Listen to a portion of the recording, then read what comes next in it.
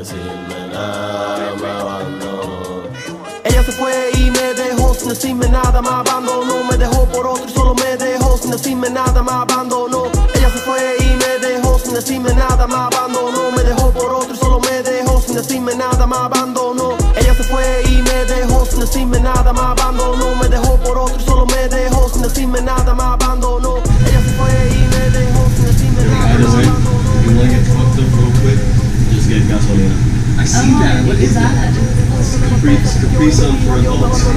Sin explicación, alguien que me explique la situación. De lunes a domingo me llamaba fijo, pa' que la clavara como crucifijo. ¿Qué fue lo que pasó? Yo no me lo explico. Ahora me lo encuentro ni que en casa el primo, no comprendo. Todavía no entiendo qué carajo hice para merecerme. That way eating some food the other day. But so I guess let's go to the spot you want to go feel most comfortable at, wherever you feel like, you know, sets the vibe for you. Let's rock out. So we're gonna head over to this spot we like to chill at. Let's see if they'll let us film over there. It's pretty tropical, pretty chill. And Es que me desprecio como quiera la ñora. Ella se fue y me dejó sin decirme nada, me abandonó. Me dejó por otro y solo me dejó sin decirme nada, me abandonó. Ella se fue y me dejó sin decirme nada, me abandonó. Me dejó por otro y solo me dejó sin decirme nada, me abandonó. Ella se fue y me dejó sin decirme nada, me abandonó. Me dejó por otro y solo me dejó sin decirme nada, me abandonó. Ella se fue y me dejó sin decirme nada, me abandonó. Me dejó por otro y solo me dejó sin decirme nada, Van 2 semanas, su perfume en mi cama. Por más que quiero, no puedo olvidarla. Era la mala pata que es familia de un pana. La odio pero muero por besarla. ¿Quién diría que suerte la mía? Creo que me hicieron brujería. Se marchó y se llevó hasta la alegría. ¿Quién iba a pensar que eso pasaría? Que ella iba a irse sin despedirse, sin explicación, sin decirme por favor, alguien que me explique. Quisiera saber por qué te fuiste. No puedo olvidar ni su sonrisa, su cabello largo, su cinturita. Me tiene juqueado como heroína. Alguien que me diga cómo se olvida, cómo es que se saca esa espina que no me deja vivir mi vida y me vuelve loco noche y día. Alguien que me diga cómo se olvida, cómo es que se saca esa espina que no me deja vivir mi vida y me vuelve loco noche y día, y me vuelve loco noche y día. Ella se fue y me dejó sin decirme nada, me abandonó. Me dejó por otro y solo me dejó sin decirme nada, me abandonó. Ella se fue y me dejó sin decirme nada, me abandonó. Me dejó por otro y solo me dejó sin decirme nada, me abandonó. Ella se fue y me dejó sin decirme nada, me abandonó. Me dejó por otro y solo me dejó sin decirme nada, me abandonó. Ella se fue y me dejó sin decirme nada, me abandonó. Me dejó por otro y solo me dejó sin decirme nada,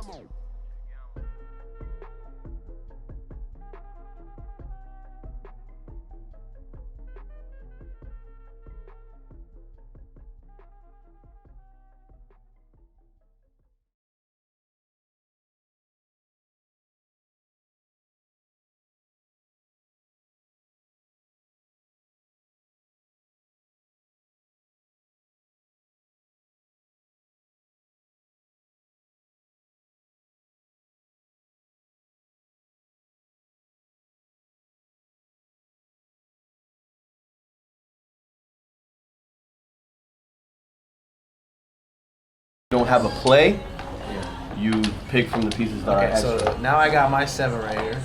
So since we don't have like a proper domino table, usually you could see your pieces like this, and I wouldn't be able to see them. So we're gonna improvise a little bit. If you have a double, if you have any piece that is a double, you can go ahead and kick off the game. The double, like the numbers match on both sides? Exactly. Boom. So we're going at? double Where you 6. at? So how you liking Puerto Rico so far, my guy? Shit, honestly, bro, the experience out here has been great. I mean, just the vibe, the culture, and that's why I'm glad I was able to connect with you, learn a little bit more about firsthand, you know, because when you go to the United States, people have a perception of Puerto Rico, and they have an idea of like, okay, it's Latin country, people speak faster in Spanish. Some girls, bro, I was drinking, I got flat out drunk here and linked up with them. It was like they were at the bar, I was like, hey, what? Somebody sparked the blunt, and I was like, yeah, sure, now we're friends. You know what's funny about the Bay Area is that everyone knows everyone type shit. Yeah, everyone it's kind of like here. Exactly like here, bro. Bro, that dude we said hi to, he was my neighbor all the way where we picked him up. And he's here, and he knows her, the bartender, and the bartender is from Carolina too. So it's like, yeah, bro, the island is that small too. So how does this work? You gotta teach me before we do this. So usually, so this is a 2-man game. So we get to choose. So we can do it. We don't have to go by the rules. So 4-man game, there will be no pieces left. So you pick 7. So since it's a 2-man game, we usually go like this. You pick your 7, and then the rest are lined up here. So if you don't have a move, you pick 1. If you don't have a move, you pick 1. That's why. Because it's usually a 4-man game. Normally, how it works is that you gotta because you got to connect. Like, you know, you got a 6. Like, you know, like if you have this, like you can play here. You know what I mean? As long as it matches, right? And that's why you got to count, because you got to know. Because if, for example, if you're playing a 4-man game and you go, let's suppose Fulano goes, you're my teammate. You got to be looking out. You got to see where I place. Because if you know I'm not playing the 6s, it means I don't have any 6. So don't play for the 6, because it's gonna block me. So that's why. It's gonna be trial and error. No, don't worry, bro. It's just to add some action to the conversation anyway. So. No, this is such a fire touch. I wouldn't have even thought. That's him, bro. That's him. So he technically filmed Roll It throughout the year, because we ended up dropping Roll It by my birthday, which is December 12th. But it was kind of like a recap of the whole year. Yeah. So we just chopped up like performances from South by Southwest, California, here, there, and boom, boom, boom, boom, boom, boom. Did a couple more performances shots, and then he pieced it all together. I'm telling you, bro, this man's a professional paintball player. Oh, I seen that on your page. And he's got, that's the brand. That's yo, I forgot. I was gonna tell you to give me one of the slide shirts to rock it for the interview. I completely fucked up. Completely passed. Alright, so are we good on the setup? Yeah. Alright, so no advertising for Cerveza India, because they're not paying. No pay. Yeah, no, fuck that. Although the place like space. So we're rolling here.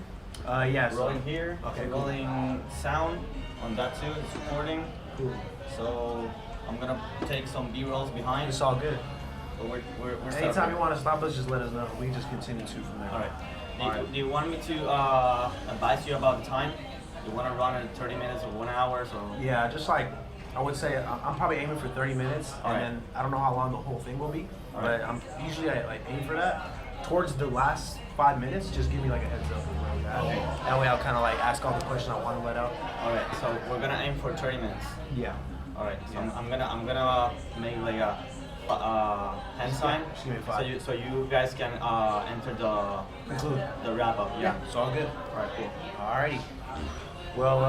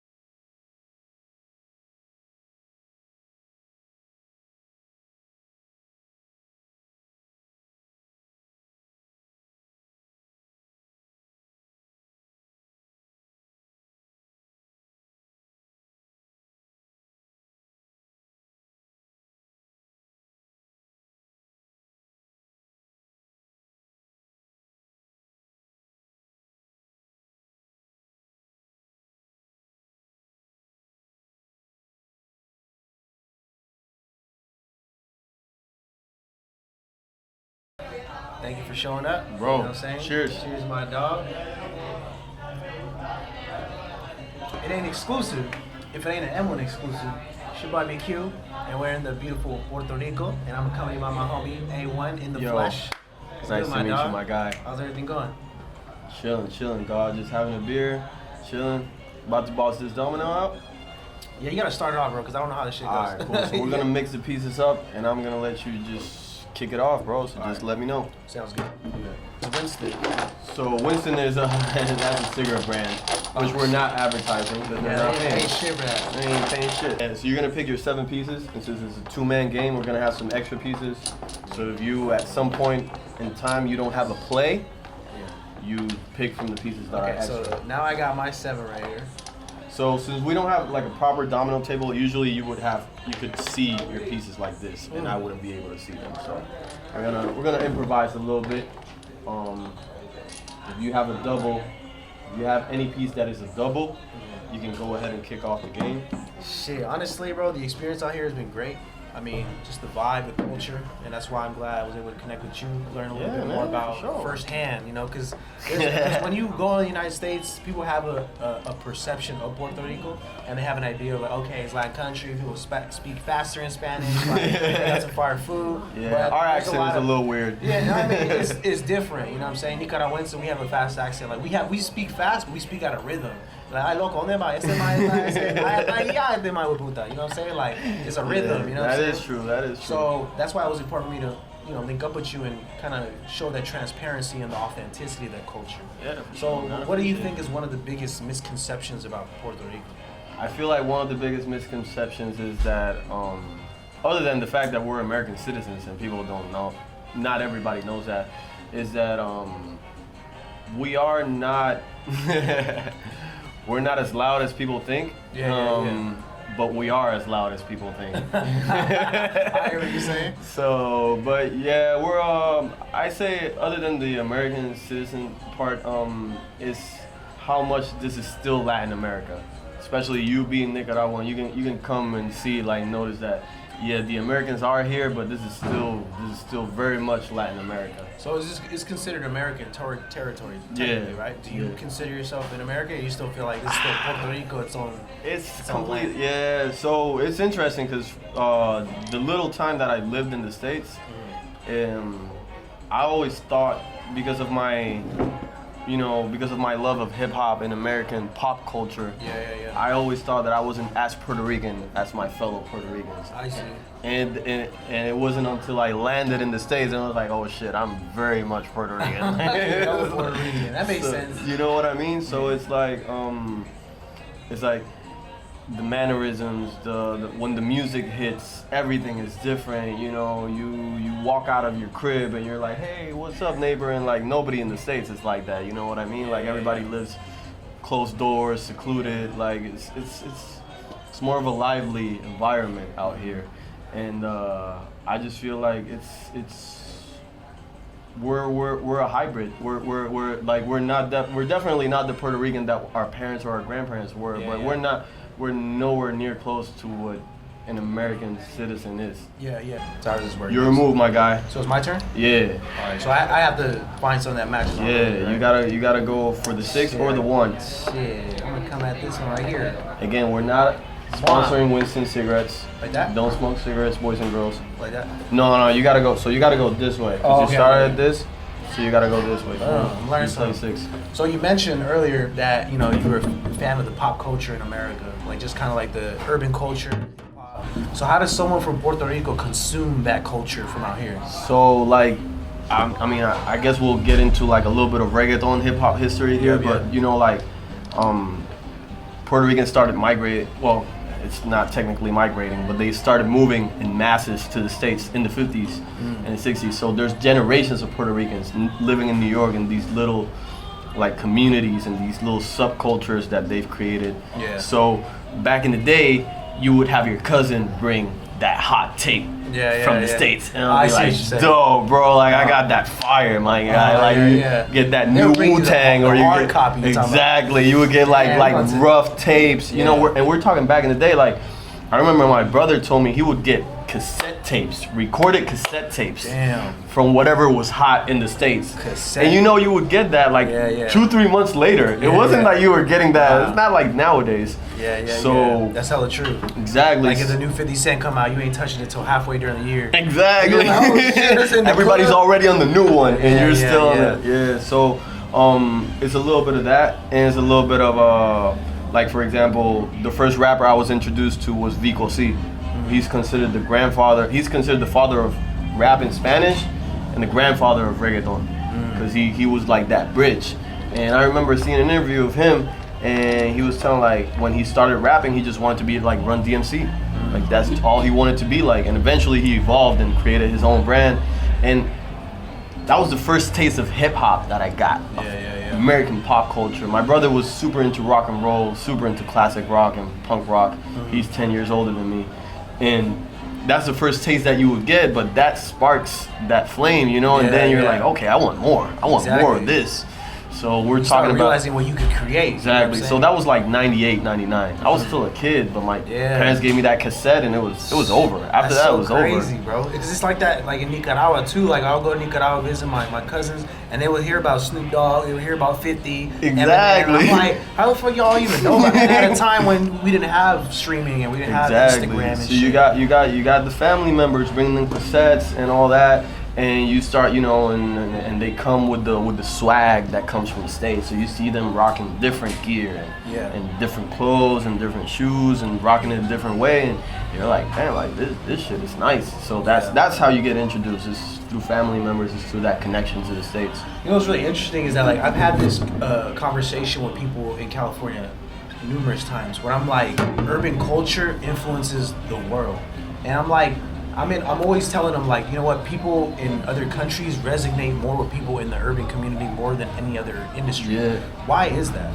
Because, well, I feel like it's the one organic thing that the United States really has to offer. Because when you think about it, the one major export for Americans, I don't like calling them Americans, but you know, for the U.S. is their pop culture. That's what they export. They export rock and roll, hip hop, basketball, baseball. That's all they export because they don't. That's the only things they genuinely created. Because everything else. That's not a product, you're saying, as opposed to like a. What do you mean? Like, can you define that? It's like a lifestyle. It's what they. You know, like for example, like whatever. Like some countries' major export might be wood or alcohol or this or that. Then Americans export their lifestyle, their way of life, or their way of how shit behaves. I see. Cause you know what's interesting about you say that is like Americans, we take resources from other countries, and that's kind of like their export to us. So what you're saying is like the only thing that we really offer in a sense of like culture is the urban culture. Yeah, because when you think about it, I had the opportunity to do a foreign exchange program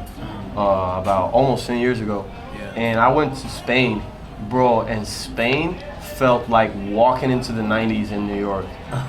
It was all baggy clothes. Everybody rocking hip hop. Everybody listening to boom bap rap, and it was like, what the hell is going on here, yo? Like, you guys are like 10 years back, but it's because they enjoyed it, and that's the export that landed there, and and you see like a lot of that hipster wave in London, and it was like it's funny because that's what the Americans export. That's what you resonate with in the world. So I feel like people resonate with urban culture because it's real. I feel like people relate to the struggle of coming up. Because like now there's these other communities in like Miami and New York, the Bay Area, that are now growing because technology has now made it more possible for people to kind of highlight this culture. Exactly. And that's why I was going to ask you to my next question is like, how do you think the evolution of technology has now created opportunities for people in the culture of Puerto Rico, for example? I mean, a perfect example is right now, like, you and I linked up through Instagram. Like it's like that shit was brolic. Like I think I saw some of your posts. I liked them or something like that. I saw your content, and then you hit me up through an inbox. Imagine 20 years ago, we'd have to been like mail.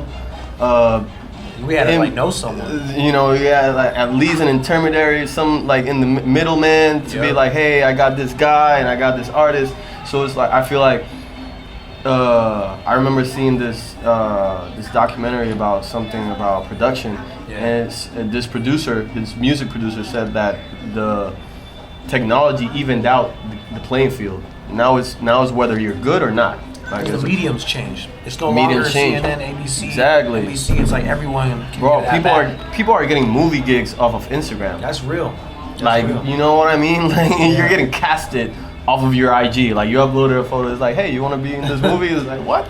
Yeah. It's crazy. Opportunities have changed dramatically, and I think, like how you said, that's the best way to describe it, is that even out the playing field.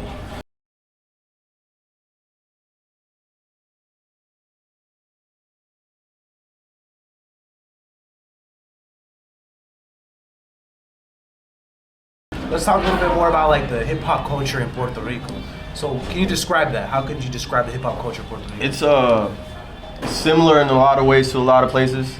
It's still the funny or the interesting part of Puerto Rico is that we got the reggaeton scene and it became really big.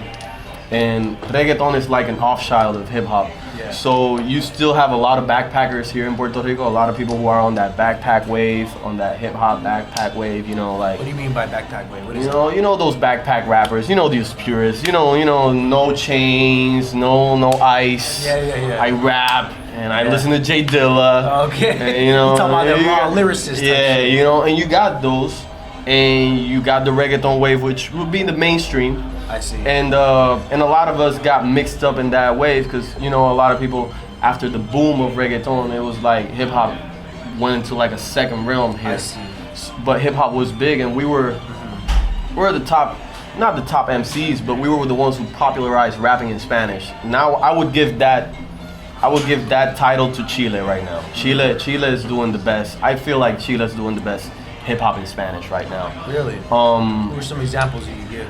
I'm not really a fan, but they got some battles over there, bro, that thousands of people show up just to see MCs battle. Really? You don't see that in the States. Nah, you don't. You do see it in certain places, but you don't see. But thousands of people like to show up to a battle. Nah. So you got this underlining hip hop wave, but at the same time, back when, just to backtrack a little bit.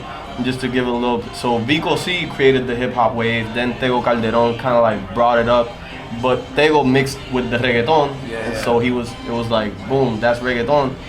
And then like around 2013, 2012, the trap movement finally arrived here. You're talking about like the Bad Bunnies and shit. Like the Bad Bunnies, and before him it was Fuerte Billete and some other cats doing the SoundCloud wave. And that's where I started. But we were doing the boom bap shit. Yeah. But we weren't with the exclusivists. We were just making stoner rap. We were literally just smoking trees and just rapping about that shit. Like we didn't care about anything. We didn't want to be purists. We didn't want to be backpackers. We just wanted to make music. We just wanted to vibe. You know what's crazy about that too is that like the fact that I'm in Puerto Rico and now cannabis is touching like everywhere now. And you know what's funny? I mean, it's not funny. It's just interesting because, like, in the U.S., a big conversation about cannabis being legalized because now it's recreational, bro. I can go to any club and get tree. Like, that's why I asked you. I was like, can I go in?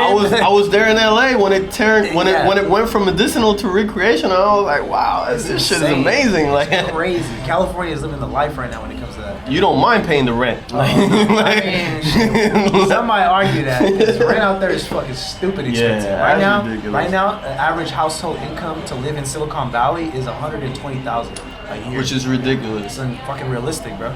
It's crazy. Not even. I don't think 10% of the population lives like that. Like, that's a lot of gentrification going on right now back home right now. Like a lot of people are struggling to stay where they're at and they're getting forced to leave. It's a new form of colonization. Like yeah, it's all about that. So let me ask you, what's your perception on like the energy I'm bringing from the Bay Area and like what you've seen so far with my content and like just the Bay Area or California in general? Yo, like for real, like how I said earlier before off camera, like I feel bad I didn't visit the Bay Area. Yeah. After all, like I lived in LA for 2 years, and it was like I've always loved the vibe from the Bay Area because when I was a teenager, first time I ever saw that E40 Tell Me When to Go music video, that shit was brawling, that yo. Shit changed when I saw that shit, I was like, yo, these motherfuckers really get that hyped over there? I want to go there. I want to party there. I mean, the thing about the Bay Area is that it's known for the dance culture. Like, it's known to be like, to get not get fucked up, but like to have fun. Cause you got that Bay Area bounce, like YG's he's been gravitating towards that a lot. And you know what? That's the funny thing is a lot of people don't talk about that, but a lot of LA artists have started to take the sound from the Bay Area, moving from SOB to Euphoria to GE. So check this out. When I got introduced to hip hop, I loved it, but my brother was a really big fan of the California scene, cause he was a fan of Dre, cause he loved how Dre sampled. Cause he loved how Dre sampled, but he liked to recreate the sample as well and swap it in and make layers. And the thing is that I didn't learn until I was in LA that, you know, like LA is way more laid back. It's like slow.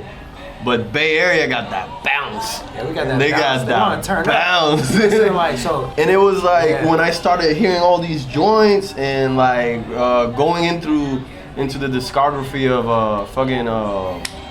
damn, Too Short. Too Short. Oh yeah. Bro, when a legend. So when I started hearing that Too Short, I was like, okay, so this is that shit. This is that shit. So it's like I feel like you guys' energy and ours matches. Yeah. Cause here we get hyped. I noticed. We get hyped. Driving around, shit's 2 in the morning, motherfuckers still turning up. Bro, and the speakers bouncing off the cars. I saw someone wearing a speaker as a backpack. I swear to God, I was like, dude, you see that guy wearing a backpack? Only in Puerto Rico. Yeah, immediately I was like, I need to hire that guy to pull up to the next time. That's crazy. No, the energy that you guys bring is crazy because it's you can see it, like you got that warmness. You're Latino, like your content is really it gravitates to us because like especially, I mean I don't know how you view it, but you know Latinos are a whole, especially Latin Americans are a whole community, but Caribbeans, we're like a community of our own. Like Dominicans, Cubans, and Puerto Ricans, we're loud, we're wild, we yell, we scream. So it's like when you guys bring that energy from the Hyphy movement and that, it's like, I can definitely relate to that. That's fire. I can definitely relate to that. A lot of people don't fuck with that. Is my move? Yeah. I'm fucking with Domino's and I win on my first time. Yo, this man about to beat me in my hometown. I know that you've been making music since 2013. 13. I was 18 years old, 2013. So I was barely an adult. You know what I'm saying? Slapping some music. So what were you doing at that time period starting off in 2013? What was your moves like? 2013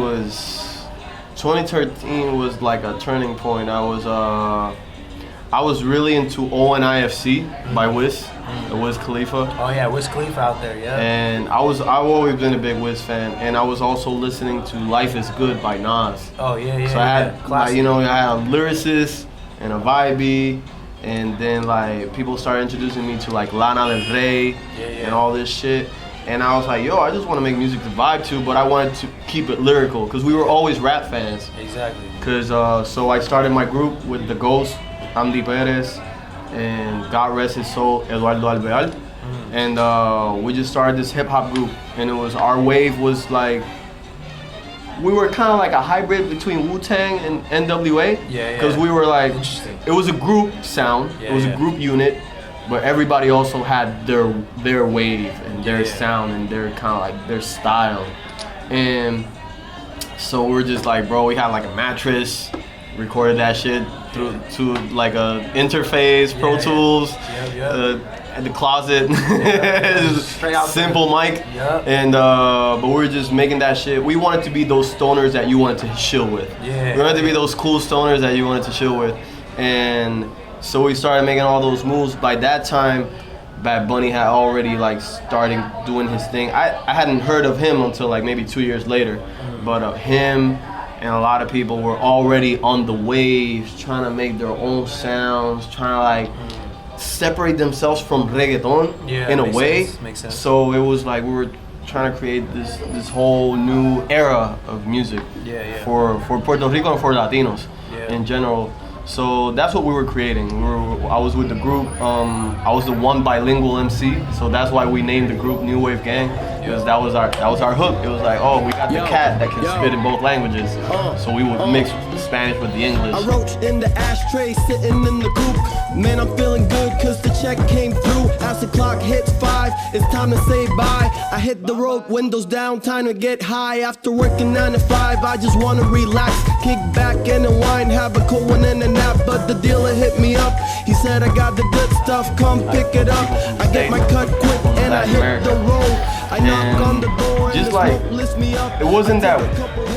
Well, I'm a nostalgic kind of guy, so we wanted to make that boom bap, that kind of like Tupac, Biggie essence. Yeah. But it wasn't that we were trying to exclude anybody. We're just us. Yeah. We're gonna do us, and you guys can go and do whatever you guys want to do, and we're just gonna keep it vibey like that. So when you create music, because obviously you have intentions, because if you do something that you love, you're obviously doing intention with being the best at it.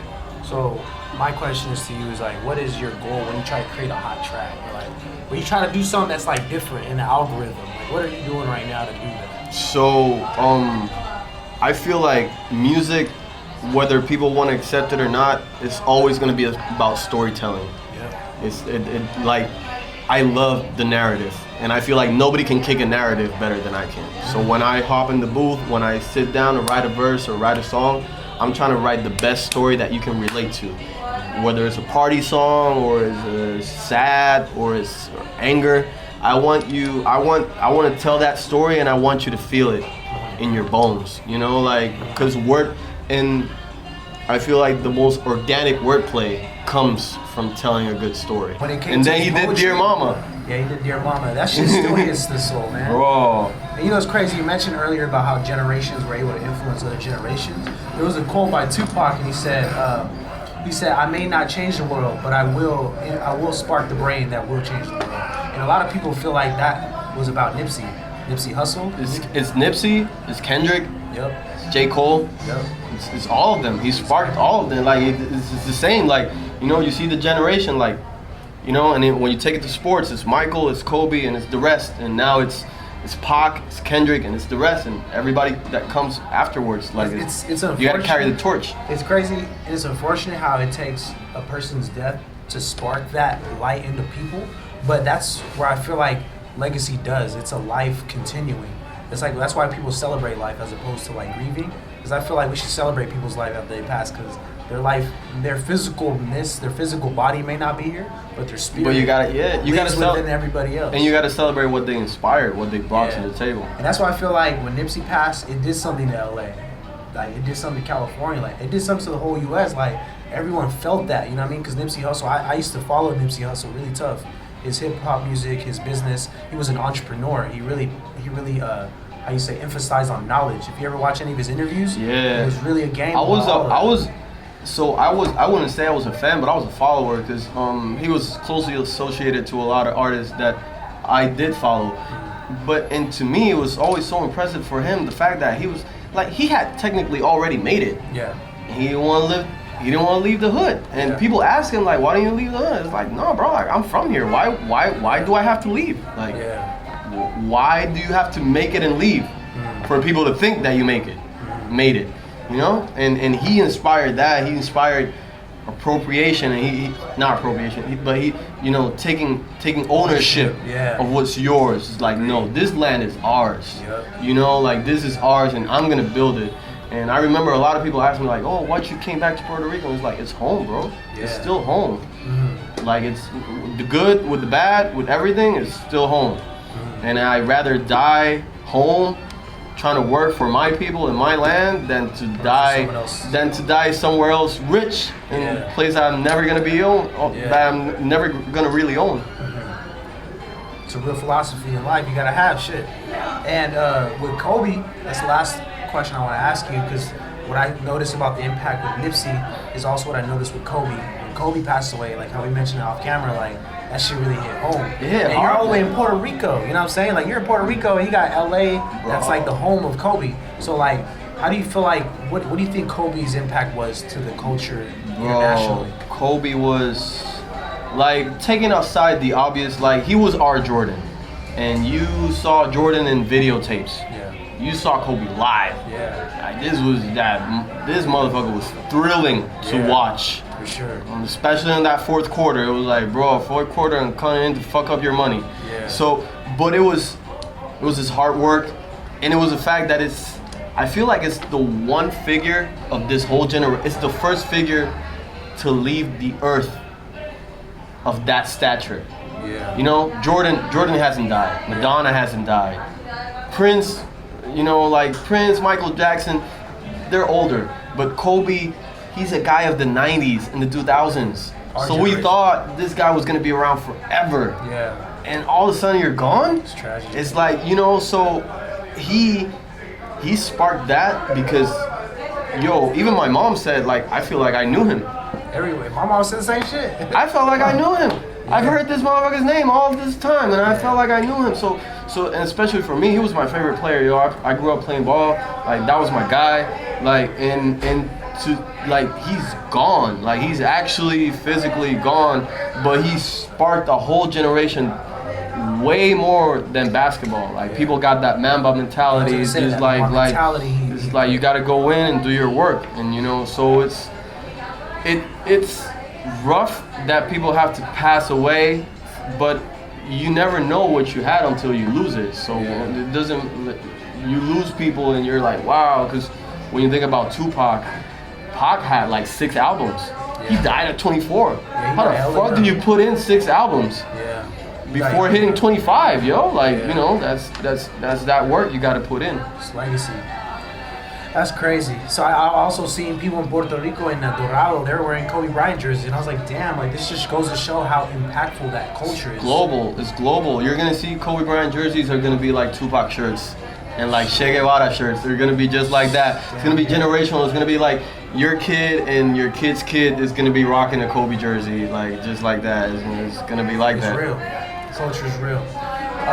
Well, is there any last minute things that you want to let the audience know, where to find you, how to get a hold of you, watch your music? Yo, A1 NWG on all social media platforms and on all digital streaming platforms. And make sure to follow BQ Low Key Facts Podcast, right? Because these people in the Bay Area are doing their shit. And make sure to tune in to my digital platforms and check out La Cava. La Cava out now, roll it out now. Shout outs to Banana Digital behind the camera, Fransico Javier, that's that dude. And yo, shout outs to Papical here in Isla Verde, Carolina. So come through, chill out, good food, Domino's, beers. You know it is your boy A1, the sauce. Yeah, I appreciate you for sliding through. Yo, my guy. Appreciate you inviting me. Come through. Anytime, my guy. You're smacking me on Domino's. I cannot believe that shit, hey, yo. Can we get some footage of the quick shots really quick? I need to let everyone know that I beat him. I need a refill. I think that's why I'm losing. Hold on, let me get. Is it your turn or my turn? Nah, I think no. Wait, I played this too white. That's you. Wait. Yeah. Yes. You go. I'm pretty sure. Yeah. There we go. Let's see the windows again. Yes. Hey, honestly though, bro, you might have inspired something really big right now. I just want you to know that, because I just got ideas in my mind right now. Bro, we will. Like, let's definitely make that shit happen. It's your turn, right? Or my turn? No, it's you. Shit. Pick up a domino. Oh fuck. Oh yeah. Down to one more. 2 and 3. Idiot! Damn! Son of a bitch. Hey, it ain't exclusive. If it ain't an EMLN Exclusive, shout out to my dog A1 for inviting me to Puerto Rico and coming down here to do this podcast interview. Make sure you subscribe to the YouTube channel. Check us out on the Instagram. And stay tuned for more content. Peace. Bro.